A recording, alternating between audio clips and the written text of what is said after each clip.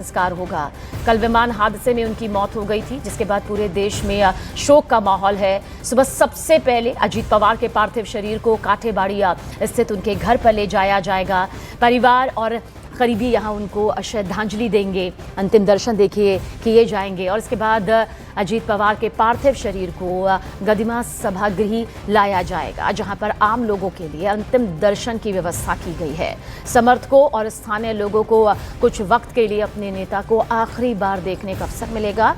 गदिमा सभागृह से पार्थिव शरीर को विद्या प्रतिष्ठान पहुंचाया जाएगा और यहीं पर आज सुबह 11 बजे अंतिम संस्कार किया जाएगा। जो जानकारी सामने आ रही है उसके मुताबिक केंद्रीय गृह मंत्री अमित शाह भी आज बारामती जाएंगे, अजीत पवार के अंतिम दर्शन करेंगे, उन्हें श्रद्धांजलि देंगे और अंतिम संस्कार में शामिल होंगे। पूरा बारामती आज अपने नेता को विदाई देने की तैयारी में है। हादसे में हुई अचानक मौत ने परिवार समेत उनके समर्थकों को गहरे दुख में डाल दिया है। लैंडिंग के वक्त ये हादसा यहाँ पर होता है और इस प्लेन क्रैश में अजीत पवार का निधन, जैसे ही ये खबर निकलकर सामने आई, एक अलग ही माहौल बन गया, जहाँ हर कोई सदमे में था, शोकग्रस्त था और आज अंतिम संस्कार यहाँ पर होना है। अजीत पवार के पार्थिव शरीर का अंतिम संस्कार जो है वो आज किया जाएगा।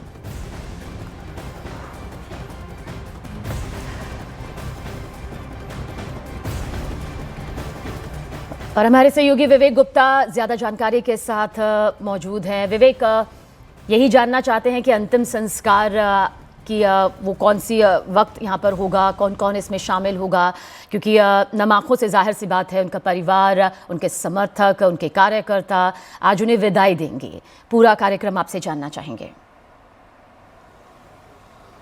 देखिए समीना, इस समय हम जो मौजूद हैं वो गवर्नमेंट हॉस्पिटल बारामती में है और बारामती में ही यहाँ पर अजीत पवार जी का जो शव है वहाँ पर रखा गया है और जो शेड्यूल जो पता चल रहा है कि यहाँ से उनका पार्थिव जो शरीर है उनके गांव काठेवाड़ी में ले जाया जाएगा, जहाँ पर उनका घर है। वहाँ पर जो गाँव में जो भी उनके जो लोग हैं, जो परिवार वाले लोग हैं, वहाँ पर उनका अंतिम दर्शन करेंगे। उसके बाद वापस उनका जो शव है वो विद्या प्रतिष्ठान में रखा जाएगा, जहाँ पर कल शाम में रखा गया था। वहाँ पर लाखों की संख्या में जो उनको आखिरी दर्शन करने आ रहे हैं वहाँ पे जो मौजूद रहेंगे वहाँ पर। लेकिन अभी हम आपको एक तस्वीर दिखाने जाएंगे। यहाँ पे देखिए किस तरीके से जो पूरी तैयारियां हो चुकी हैं। ये गवर्नमेंट हॉस्पिटल का शवगृह है और शवगृह में अगर मैं आपको दिखाना चाहूंगा कि देखिए जो अब सामने जो गाड़ी दिख रही है जो फूलों से सजी गई है, उस पे ही जो उनका पूरा शव यात्रा निकलेगा और अजीत पवार की जो बॉडी है वो इसी वैन में निकलकर सबसे पहले उनके गांव काठेवाड़ी जाएगी। वहां पर अंतिम दर्शन उनकी बॉडी को रखा जाएगा। फिर काठेवाड़ी के बाद उनका जो पार्थिव शरीर है वो बारामती के विद्या प्रतिष्ठान, जहां पे कल शाम को उनकी बॉडी रखी गई थी, जहां पर आखिरी दर्शन के लिए लाखों कार्यकर्ता पुणे, पिंपरी चिंचवड़ और बारामती से वहां से लोग आए थे। तो अब जो है जो शेड्यूल बताया जा रहा है कि कुछ देर बाद उनका जो पार्थिव खरं तर विश्वास बसत नाहीत की दादा आपल्यामध्ये नाही आहेत आणि दादांची शिस्त, दादांची टापटीप, दादा। तो देखिए आज बारामती में अंतिम संस्कार है, शोक में पूरा देश है। महाराष्ट्र के डिप्टी सीएम अजीत पवार का विमान जिस तरह से हादसे का शिकार हुआ और उसके बाद उनके निधन की वो दुखद खबर निकलकर सामने आई, उसके बाद पूरा परिवार, उनके समर्थक, उनके कार्यकर्ता सदमे में हैं और साथ ही आज नम आंखों से उन्हें विदाई दी जाएगी।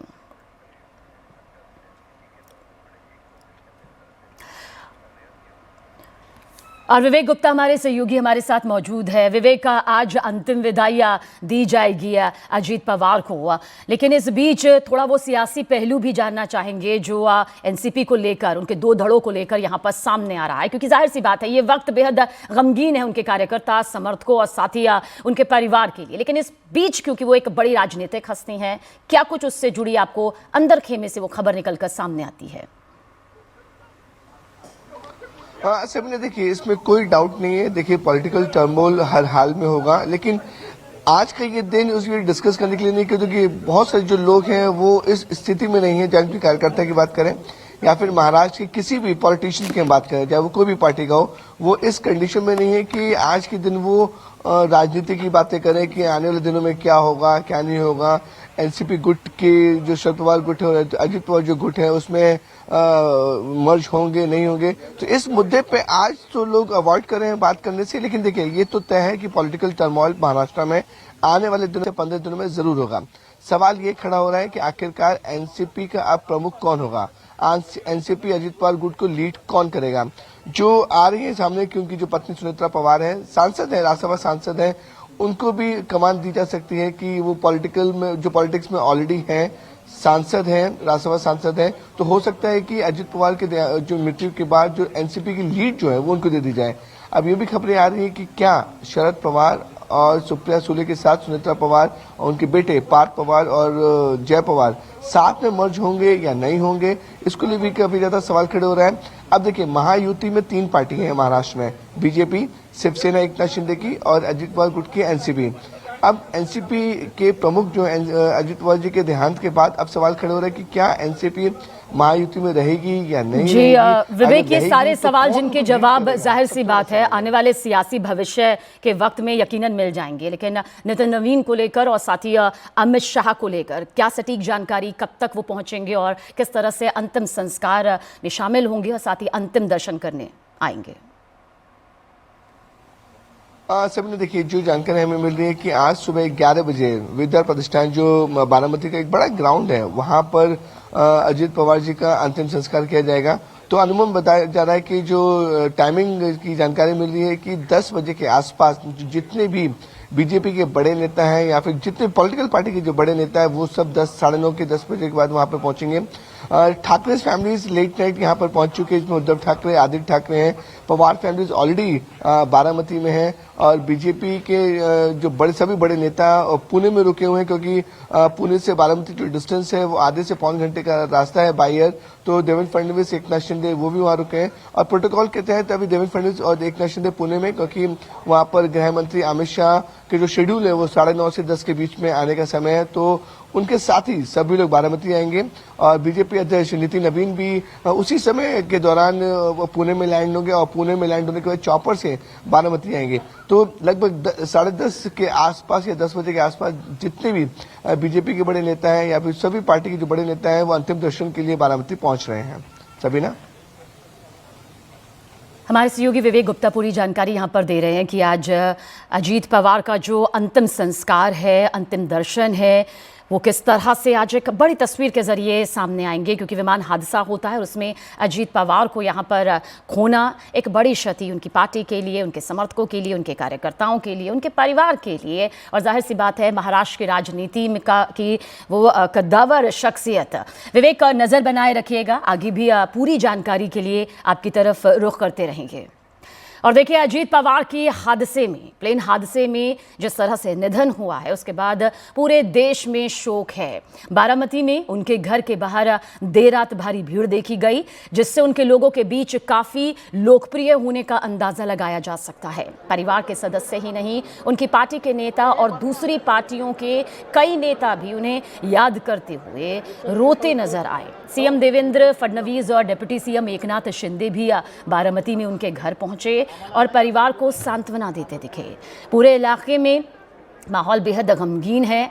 हादसे के बाद लगातार लोग उनके घर पहुंच रहे हैं और अपना दुख जाहिर कर रहे हैं। बारामती में जिस तरह रात भर ये भीड़ उमड़ती रही, जिसकी तस्वीर भी इस वक्त आपके सामने है, उससे साफ है कि अजीत पवार को यहाँ की जनता कितना मानती थी। हालांकि उन्हें सियासत में दादा भी कहा जाता था, दादा यानी कि एक बड़े भाई की तरह सम्मान देना। हादसे के बाद से ही राजनीतिक जगत में भी गहरा दुख है, शोक है, जो नेताओं की मौजूदगी और उनके आंसुओं में साफ दिखाई दे रहा है। हमें अभी नहीं लगता कि हमने नेता को खोया है, असल में हमने हमारे दादा को खोया है। वो दादा जो विपक्ष में रहते हुए भी हमारी बात सुनते थे।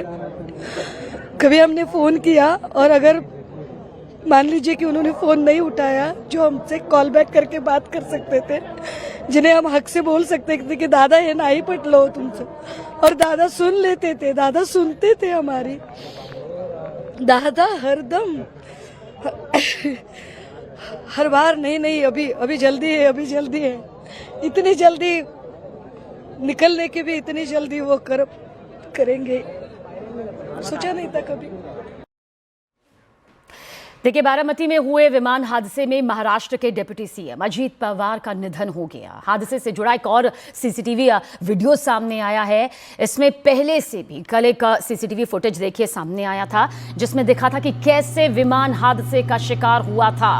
हादसे के बाद आग का गुब्बार उठा था। मौके की वो तस्वीर भी आप तक पहुंची थी। लेकिन ये भी एक और सीसीटीवी वीडियो सामने आया है, जिसमें आप देख सकते हैं कि कैसे ये विमान सीधा नीचे की तरफ हादसे का शिकार होते हुए अपना बैलेंस, संतुलन खोते हुए गिरता है उस तेज रफ्तार के साथ। और इसी विमान में महाराष्ट्र के डिप्टी सीएम अजीत पवार मौजूद थे और इस हादसे में उनका निधन हुआ। आज अंतिम संस्कार है। सियासत की दिग्गज हस्तियां उन्हें नम आंखों से विदाई दे रही हैं। उनके कार्यकर्ता, समर्थक, परिवार, उनसे जुड़े हुए वो रिश्ते जो भले ही निजी हो या फिर सियासी हो, आज हर कोई गमगीन है। अचानक से ये हादसा हुआ और देखिए किस तरह से ये वो विमान है जो आपको इस वक्त लाल रंग के सर्कल में नजर आ रहा है। और इसी विमान में मौजूद थे अजीत पवार जब ये हादसा होता है।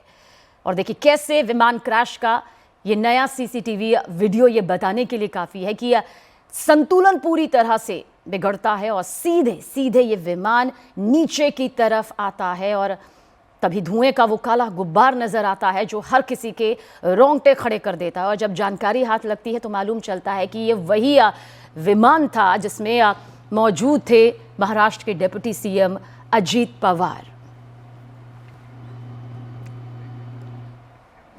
और देखिए, बारामती प्लेन क्रैश को लेकर बड़ी जानकारी भी सामने आई है। केंद्रीय मंत्री राम मोहन नायडू ने बताया कि पहली बार जब पायलट ने बारामती में लैंड करने की कोशिश की तब विजिबिलिटी बेहद कम थी और पायलट रनवे नहीं देख पा रहा था। इसके बाद पायलट ने एटीसी से बात करके रनवे के आसपास चक्कर लगाए। दूसरी बार जब उन्होंने लैंडिंग की कोशिश की तब पायलट ने बताया कि रनवे दिखाई दे रहा है, जिसके बाद उन्हें इजाज़त दी गई और फिर ये हादसा हो गया। मंत्री ने कहा कि वो खुद परिवार से मिलकर संवेदना दे चुके हैं और जांच डीजी AIB और DGCA की टीम यहां पर कर रही है। और ये मौके की तस्वीर भी देखिए, ये बताने के लिए काफ़ी रही कि किस तरह से बेहद खौफनाक, दर्दनाक ये हादसा यहां पर हुआ, जिसमें डिप्टी सीएम अजीत पवार को खोना पड़ा। उनके निधन की ये खबर एक बड़े सियासी तूफान की तरह सामने आई। ये दो तस्वीरें, पहली तस्वीर वो वीडियो सीसीटीवी फुटेज जिसमें आप देख सकते हैं कि इसी विमान में अजीत पवार मौजूद थे जब ये हादसे का शिकार होता है। First time the pilot wanted to land at Baramati, there was a visibility problem in the sense he was not able to sight the runway. So once that happened, he has communicated to the ATC and the ATC also suggested to go around. So he has hovered around the runway and then when he came back to land again, that was when the discussion happened again between the ATC, which is at the Baramati airport. And there again at the communication level, when they asked about the sighting of the runway, the pilot seems to have sighted the runway and the clearance was given for landing, and that was when this incident also happened. और वहीं Baramati plane crash के बाद देखिए अब plane के captain Sumit Kapoor से जुड़ी exclusive जानकारी भी सामने आई है। दी गई जानकारी के मुताबिक सुमित कपूर पर पहले भी गंभीर अनुशासनात्मक कार्रवाई हो चुकी थी। बताया गया कि साल 2010 और 17 दोनों बार उन्हें ऑपरेशन के दौरान शराब के सेवन में पॉजिटिव पाया गया था। पहली घटना 13 मार्च साल 2010 की, जब दिल्ली बेंगलुरु रूट की उड़ान S2231 के संचालन से पहले टेस्ट में वो अल्कोहल पॉजिटिव पाए गए थे। और इसके बाद 7 साल बाद यानी कि 7 अप्रैल 2017 को फिर उन्हें दिल्ली गुवाहाटी फ्लाइट S24721 के ऑपरेशन के दौरान BA टेस्ट में पॉजिटिव यहां पर पाया गया था। इन दोनों मामलों के बाद 24 अप्रैल 2017 को आदेश जारी कर उन्हें 3 साल के लिए सस्पेंड कर दिया गया था। बारामती प्लेन क्रैश की जांच में ये जानकारी अहम मानी जा रही है क्योंकि वो प्लेन के कैप्टन यहां पर रहे और ऐसे में अब सुमित कपूर से जुड़ी हुई ये जानकारियां बेहद खास मानी जा रही हैं कि प्लेन उड़ाने के दौरान शराब का सेवन करने पर उन्हें किस तरह से दोषी पाया गया था और अनुशासनात्मक कार्रवाई भी कैप्टन सुमित पर की गई थी। 3 साल के लिए उन्हें सस्पेंड तक कर दिया गया था।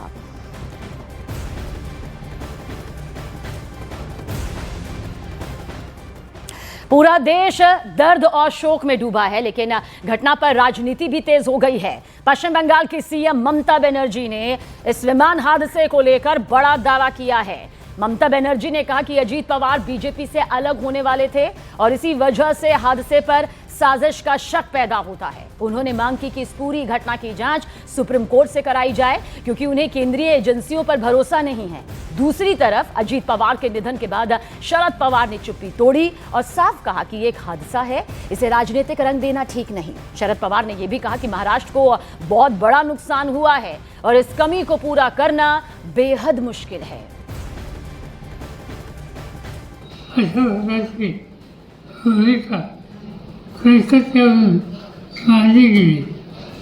याचा राजकारणाला नाही हा निवड अपघात आहे. त्याच्या यातना महाराष्ट्राला आम्हा सगळ्यांना सतत उभा करून इथं राजकारण आणू नये एवढं सांगायचं. I am very much shocked and saddened to hear the message of Ajit Pawar, Deputy Chief Minister. He died today morning in a plane crash. I am really shocked to see the news. There is no safety and security of the people of this country. Even the political leaders, I do not know what is the fate of the opposition political parties, but he was very much with the ruling party. But before 2 days ago, I came to know that from social network that somebody from other party, they gave a statement that Ajit Pawar is willing to leave the BJP. And now what happened today, I need proper investigation under the supervision of Supreme Court. Only we have the trust on Supreme Court, no other agency. All the agencies are being totally purchased. And really it's a great loss for the country.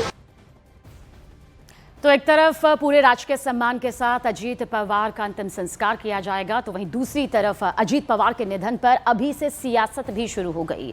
शुरुआत की ममता बनर्जी ने, पश्चिम बंगाल की मुख्यमंत्री ने, और फिर Samajwadi party और आम आदमी के नेताओं ने, जी हां, आम आदमी पार्टी के नेताओं ने भी अजीत पवार की मौत के पीछे सियासी साजिश का आरोप लगा दिया।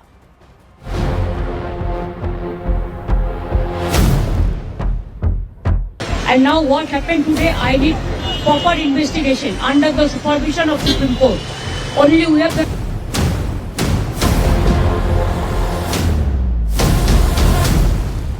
अब ये तो इंक्वायरी के बाद ही कुछ पता चलेगा कि क्या मसला था, क्या सिर्फ एक्सीडेंट था या कोई साजिश थी।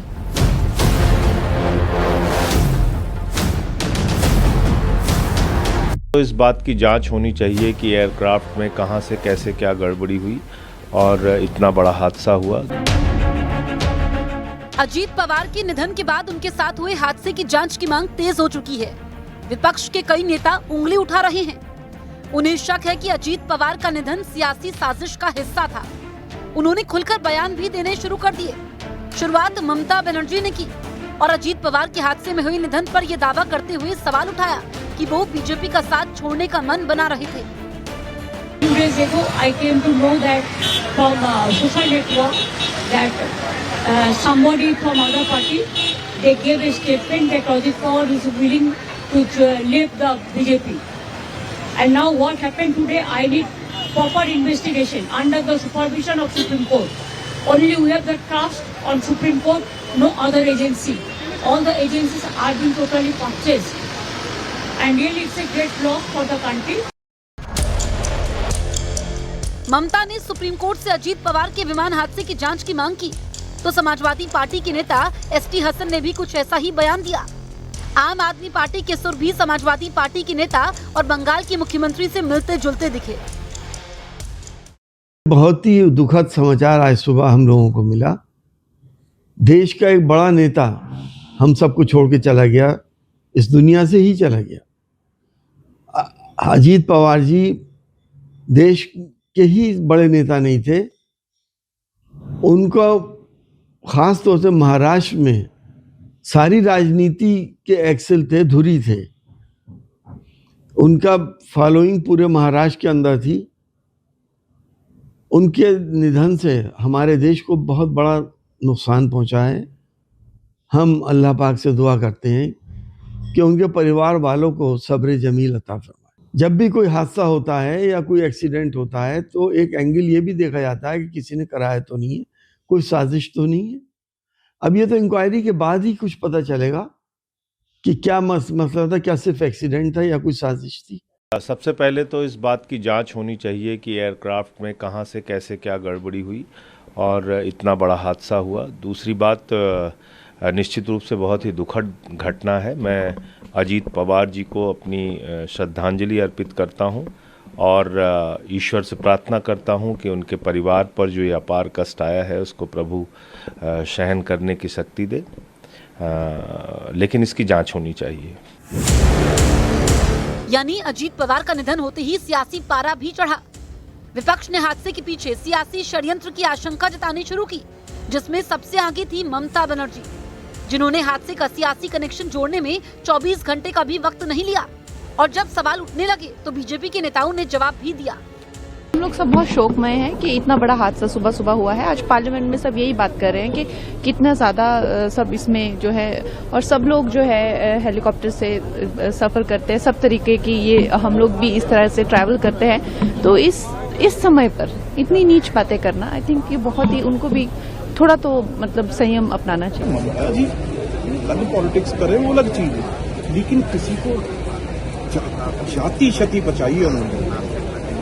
पहली बात तो ये निंदनीय और शर्मनाक बात है। दूसरी, अगर फिर भी उन्होंने ये आग लगानी थी 4 दिन बाद में लगा लेते। आज उनका संस्कार है, कल को उनकी क्रिया भोग जो भी होगा। आज आपने किस चीज के उनको परिवार को भी आपने किस शक में डाल दिया, किस उनके चाहने वाले लोगों में कैसी आपने आग लगा दी है।